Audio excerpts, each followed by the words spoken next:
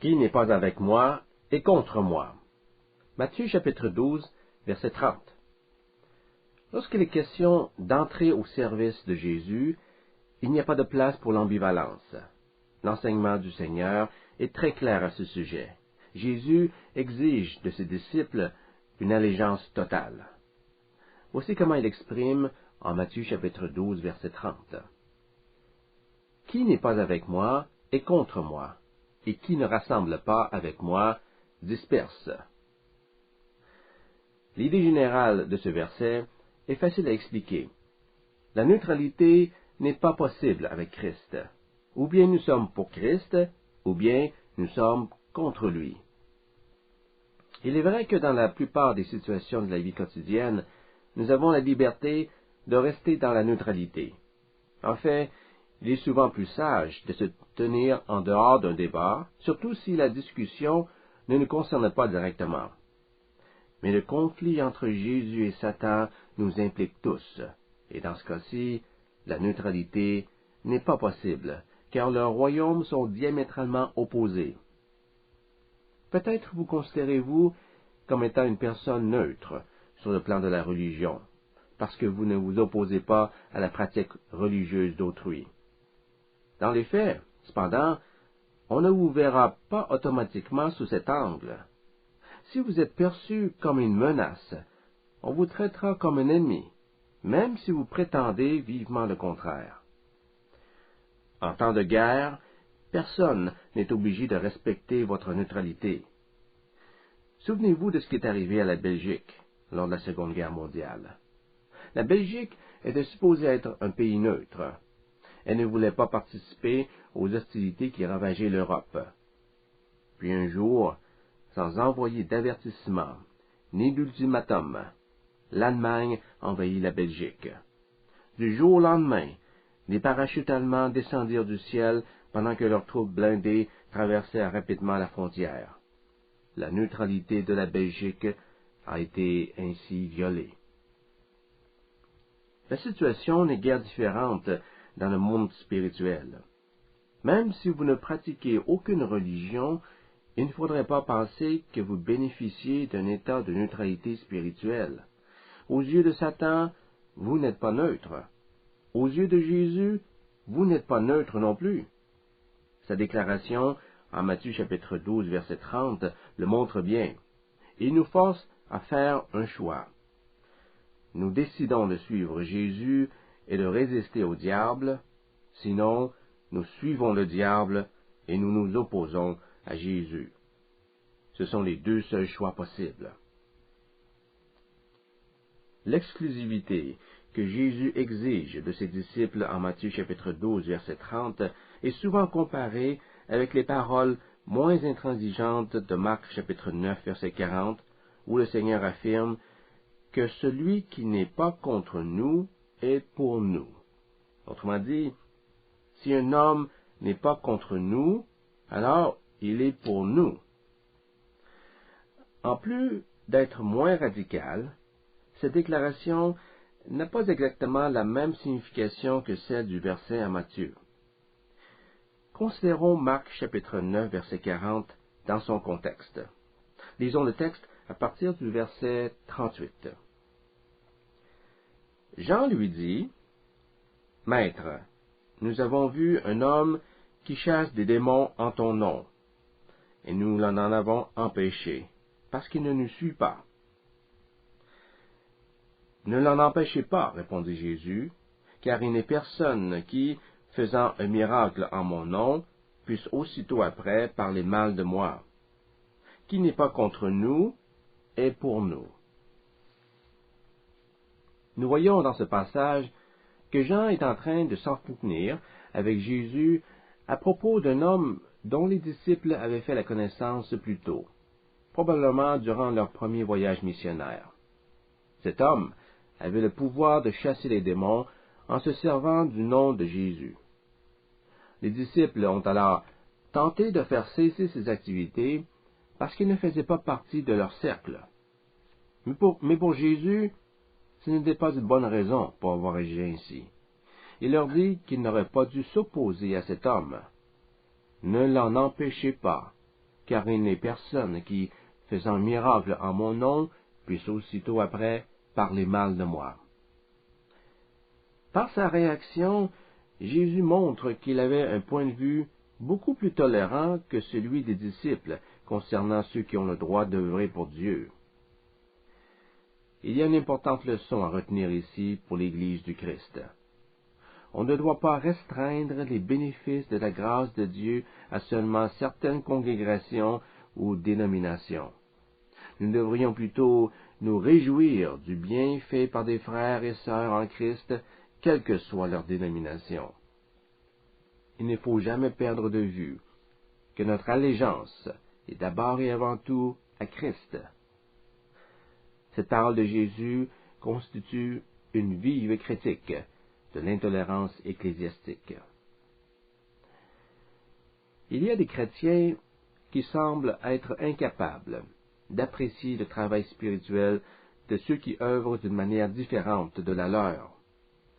Ceux qui ne travaillent pas comme eux ou avec eux sont, d'après ces chrétiens, dans l'erreur.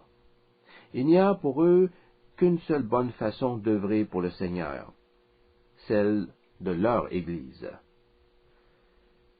Chasser les démons, faire le bien en utilisant le nom du Seigneur, dénoncer le péché, tout cela profite au royaume de Dieu, et on ne devrait pas empêcher un individu de faire de telles œuvres tout simplement parce qu'il ne suit pas les méthodes de notre Église. Sachons mettre de côté l'esprit sectaire et réjouissons-nous des efforts déployés par un frère pour faire progresser le royaume de Dieu. Peu importe s'il est presbytérien, baptiste, méthodiste ou encore luthérien. L'apôtre Paul a toujours gardé cela à l'esprit. Il écrit en Philippiens chapitre 1 verset 18 qu'il se réjouissait chaque fois que Christ était prêché, même si les hommes le faisaient parfois avec de mauvaises motivations. Il dit, toutefois, de toute manière, soit comme prétexte, soit en vérité, Christ est annoncé. Et en cela, je me réjouis, et aussi, je me réjouirai. Voyez-vous la grandeur d'esprit de Paul? Même si la connaissance de Christ était diffusée pour l'apparence, l'apôtre pouvait quand même être rempli de la joie du Seigneur. L'important pour lui, c'est que Christ soit prêché. Retournons au 9e chapitre de Marc.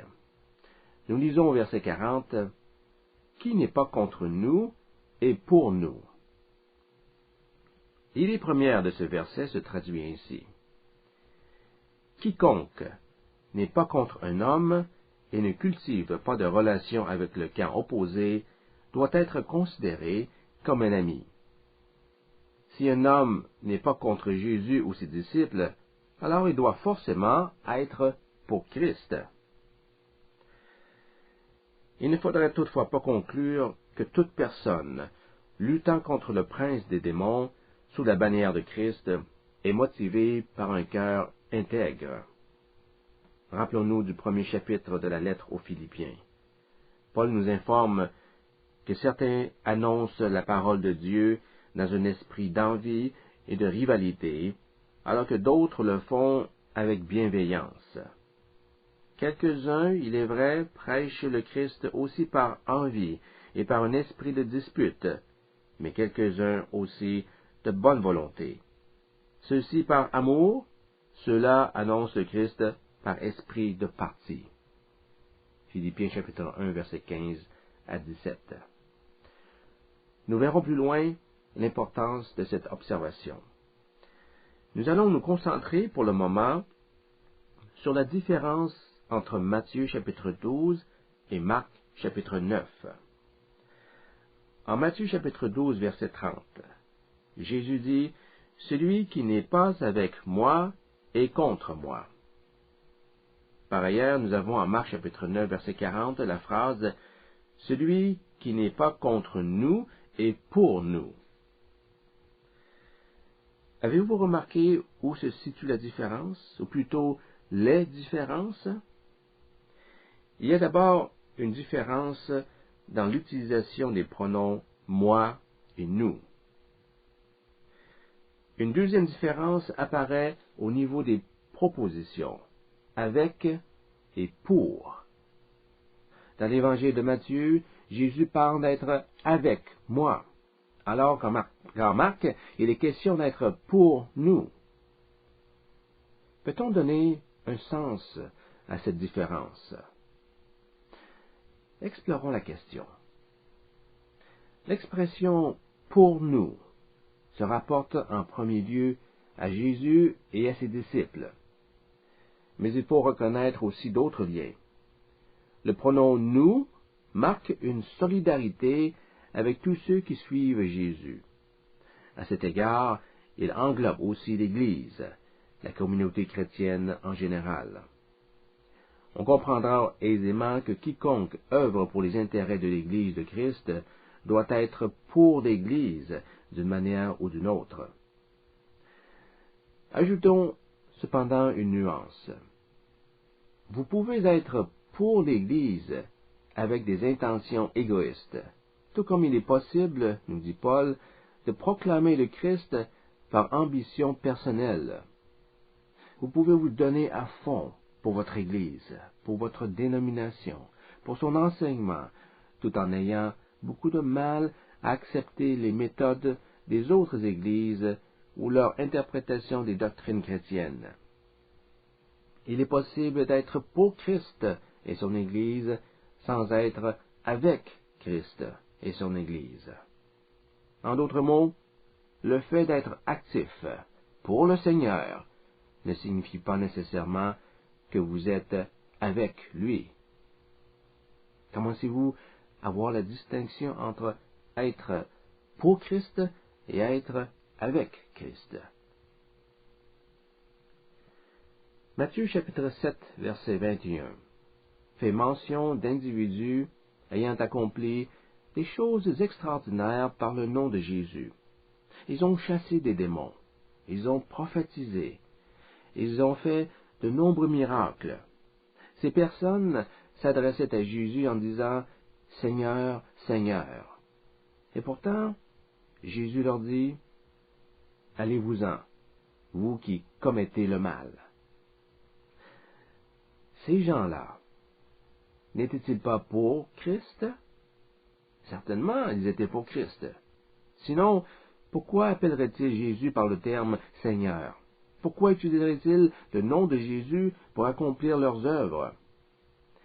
Il y a des hommes, tels les pharisiens et les sadducéens, qui s'opposaient farouchement à Jésus. Ceux-ci étaient indéniablement contre Jésus.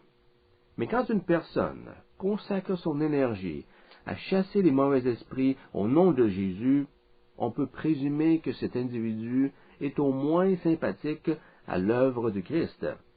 Et dans ce sens, on peut dire que les personnes mentionnées en Matthieu chapitre 7 étaient pour Christ. Malheureusement, il leur manquait quelque chose. Ils n'étaient pas avec Christ. Pour cette raison, Jésus leur dit, « Éloignez-vous de moi, vous qui pratiquez l'iniquité. » Peut-être étiez-vous pour moi d'une certaine manière, mais vous n'étiez certainement pas avec moi, même si vous m'appelez Seigneur. Quittez les lieux, et ne revenez plus ici.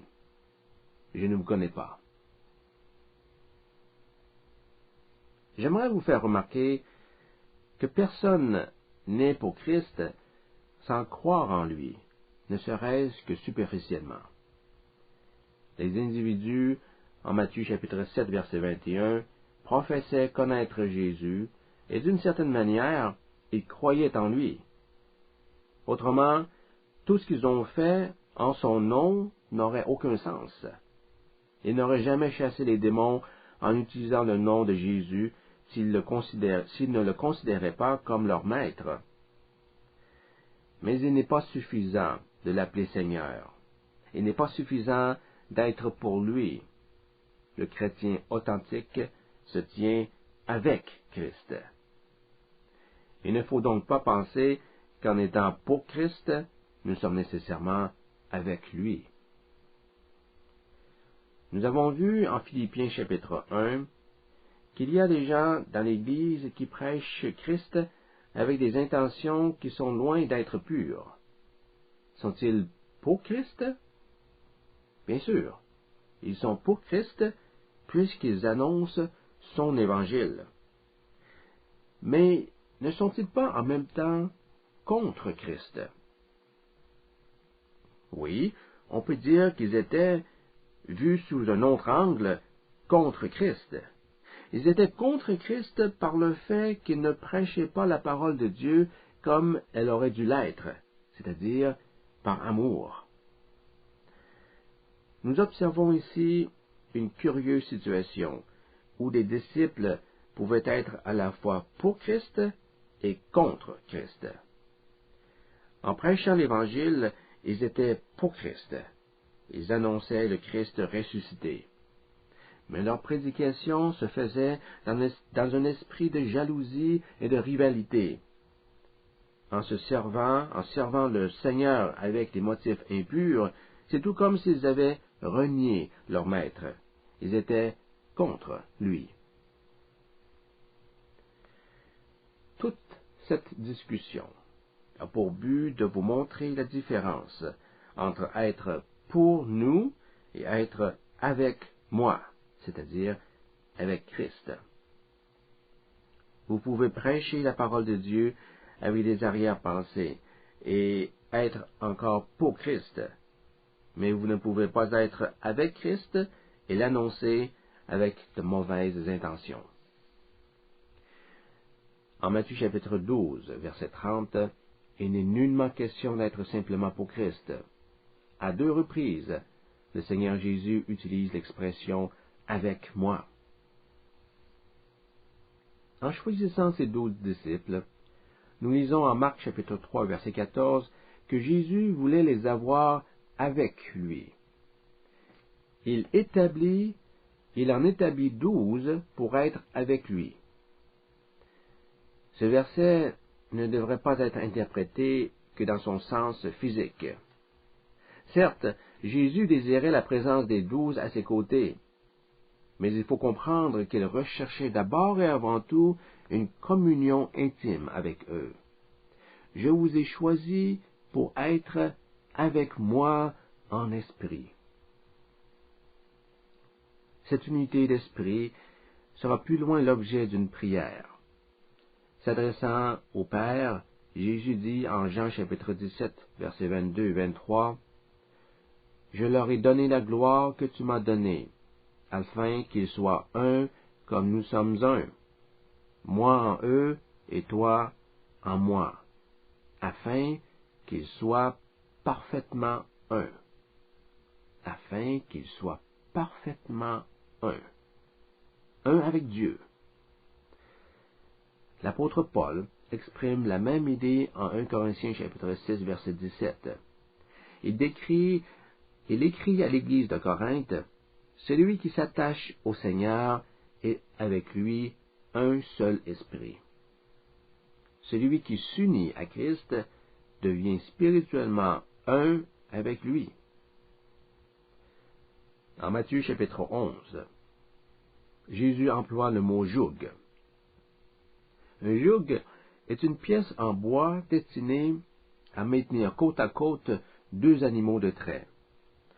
En nous invitant à porter son joug, Jésus s'offre pour être à nos côtés et partager le poids de notre vie. Là où il se trouve, nous sommes avec lui. Cette union à Christ implique notre cœur, notre esprit et notre pensée. La notion d'être pour ou contre Christ nous pousse à prendre une décision. Matthieu chapitre 12, verset 30 et Marc chapitre 9, verset 40 soulignent tous les deux qu'une personne ne peut pas demeurer neutre par rapport à Jésus. Nous sommes forcés de faire un choix, que ce soit en faveur de Jésus ou contre lui. Un combat spirituel se déroule actuellement dans notre monde. Que nous le voulions ou non, ce conflit nous oblige à choisir le royaume auquel nous appartiendrons. celui de Dieu ou celui de Satan. À la suite de notre décision, nous combattrons alors soit l'iniquité, soit la justice. Il serait naïf de croire qu'en ne faisant rien pour le Seigneur, nous pouvons rester dans la neutralité. Par le seul fait de s'abstenir, nous devons obligatoirement un partisan de Satan, car nous permettons au mal de se perpétuer sans opposition. Non seulement le Seigneur Jésus nous invite-t-il à prendre parti pour son royaume, mais il nous demande, dans la deuxième partie de Matthieu chapitre 12, verset 30, d'être dynamique et de rassembler avec lui. Et il nous prévient que si nous ne nous joignons pas à lui pour rassembler, nous faisons la même action que celui qui disperse. Jésus dit, « Qui ne rassemble pas avec moi, disperse. » Quel message le Seigneur veut-il nous communiquer par ces mots? Cette phrase indique que l'authenticité de notre foi sera démontrée par les actions que nous faisons pour Dieu. Qui ne rassemble pas avec moi, disperse. Nous rassemblons ou nous dispersons. Il s'agit de deux actions contraires et toutes les deux exigent un certain effort de notre part. Ainsi Jésus nous dit, « Celui qui ne travaille pas pour moi œuvre pour l'ennemi. Il disperse le monde. » Notre allégeance à Christ s'observe par tout ce que nous accomplissons pour édifier son Église. Si nous ne travaillons pas pour lui, nous travaillons forcément contre lui. Nous saccageons l'œuvre de Dieu. Nous dispersons. Quelle image avez-vous en tête lorsqu'on parle de rassembler et de disperser? Je crois que la première chose qui nous vient à l'esprit est l'image du berger occupé à prendre soin de son troupeau. Cette image, soulignons-le, n'est pas sans fondement. Il faut savoir que dans le langage grec, les deux verbes en question peuvent être utilisés dans le contexte d'un groupe de brebis que l'on rassemble ou que l'on disperse. Par exemple, le mot « disperse » se retrouve en Jean chapitre 10, verset 12, où il décrit l'action d'un loup au milieu d'un groupe de brebis. Le loup ravit les brebis et les disperse. Ici encore, la neutralité n'est pas possible. Ou bien nous sommes comme le berger qui rassemble les brebis, ou bien nous sommes comme un loup qui se précipite sur elles et les disperse. D'autre part, il est également possible d'employer ces deux mots dans un contexte agricole. Nous rassemblons et nous dispersons durant la période de la récolte. Le moissonnage du blé débute par la coupe. Une fois coupé, on met le blé ensemble, on le rassemble pour en faire des gerbes. Le blé qui n'aura pas été rassemblé se dispersera dans le champ et sera perdu. Celui qui ne rassemble pas avec moi durant la moisson disperse. Il détruit la récolte. On comprendra aisément que du point de vue spirituel, l'action de rassembler et de disperser correspond à celle de conduire les hommes au salut ou de les éloigner du salut. Le point que Jésus désire souligner est donc très clair. Toutes les actions que nous accomplissons entraîneront l'une ou l'autre de ses conséquences. Elles mettront les gens en présence du Seigneur Jésus ou elles les écarteront de lui. L'apôtre Paul enseigne exactement la même chose en 1 Corinthiens chapitre 3 versets 9 à 17. Ce passage est très intéressant pour notre étude. On peut dire qu'il constitue une sorte d'exposé sur la déclaration de Jésus en Matthieu chapitre 12 verset 30. Lisons d'abord ce passage. Ensuite, nous verrons de quelle manière il se rapporte à l'enseignement de Jésus sur la question de rassembler et de disperser. Car nous sommes ouvriers avec Dieu. Vous êtes le champ de Dieu, l'édifice de Dieu. Selon la grâce de Dieu qui m'a été donnée, j'ai posé le fondement comme un sage architecte, et un autre bâtit dessus. Mais que chacun prenne garde à la manière dont il bâtit dessus, car personne ne peut poser un autre fondement que celui qui a été posé, savoir Jésus-Christ. Or, si quelqu'un bâtit sur ce fondement avec de l'or, de l'argent, des pierres précieuses, du bois, du foin, du chaume, l'œuvre de chacun sera manifestée, car le jour la fera connaître, parce qu'elle se révélera dans le feu, et le feu éprouvera ce qu'est l'œuvre de chacun. Si l'œuvre bâtie par quelqu'un sur le fondement subsiste, il recevra une récompense.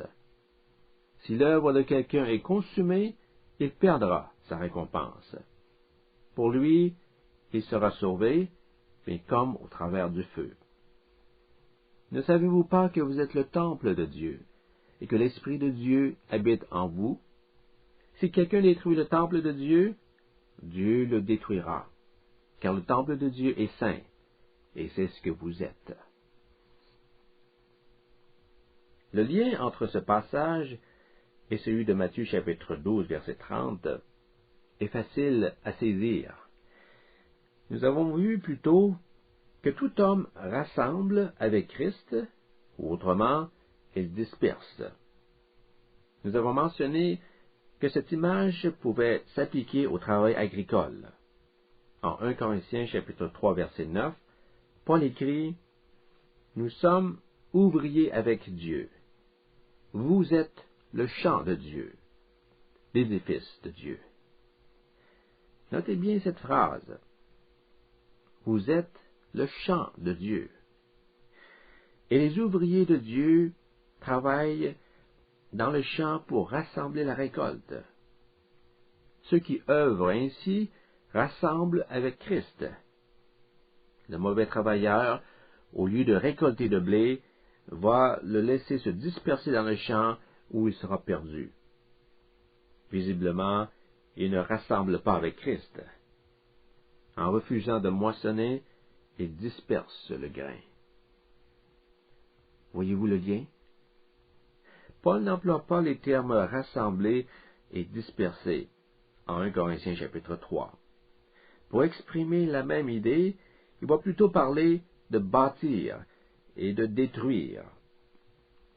Ainsi, du verset 10 au verset 15, il insiste sur l'importance de bâtir sur une solide fondation. Puis au verset 17, il adresse un sévère avertissement à ceux qui chercheraient à détruire l'édifice de Dieu.